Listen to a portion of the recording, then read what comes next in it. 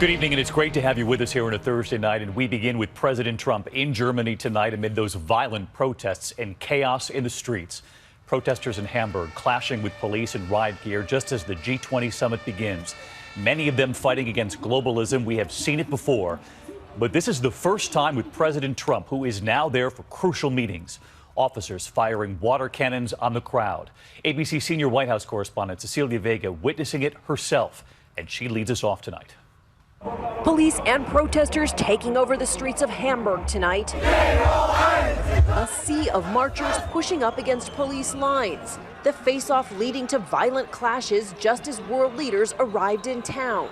And this is what President Trump will see when he arrives here on the streets of Hamburg. Police in the streets, here in armored cars, protesters all over. Some throwing bottles at German police in riot gear, officers trying to disperse the crowds, tackling people to the ground, kicking others, finally turning water cannons on them, the streets covered in a cloud of tear gas.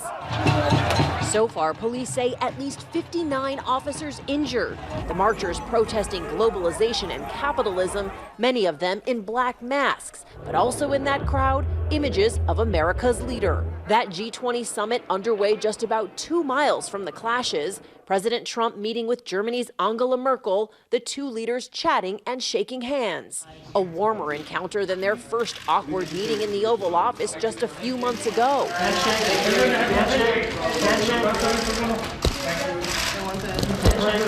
Thank you. Earlier in the day in Poland, a very different scene. Take a look at these streets here in downtown Warsaw, packed full of people waiting to see President Trump. President Trump supporters showing up in droves.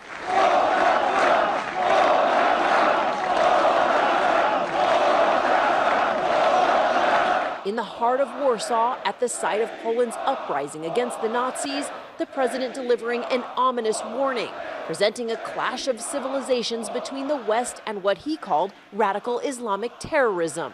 The fundamental question of our time is whether the West has the will to survive. Do we have the confidence in our values to defend them at any cost?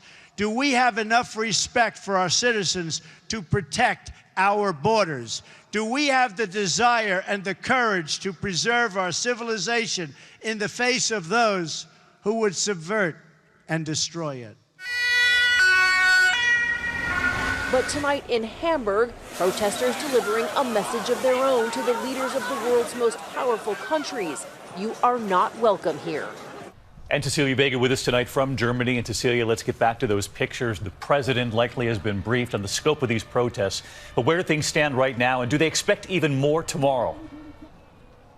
Well, police here tell us that they are bracing for heavy and violent protesting throughout this summit, David. In fact, they are describing heavy rioting taking place here in Hamburg. They say that the protesters have been trying to get to that summit site just a couple of miles away from where we are, David. They are trying to prevent that from happening. In the meantime, I know that you were there today, the president offering perhaps his strongest words yet aimed at Russia, saying, "We urge Russia to cease its activities in Ukraine and its support for hostile regimes, Iran and Syria." But Cecilia, when he was asked about Russian meddling in our election on the eve of his big meeting with Putin, does he believe it was the Russians? Here's what he said.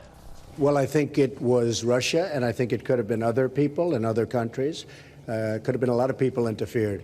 I said it very simply. I think it could very well have been Russia, but I think it could well have been other countries, and I won't be specific, but I think a lot of people interfere. I think it's been happening for a long time. So the president said there it could be Russia, could be others. Do we know if the president will bring this up in this meeting, and who else will be in that room?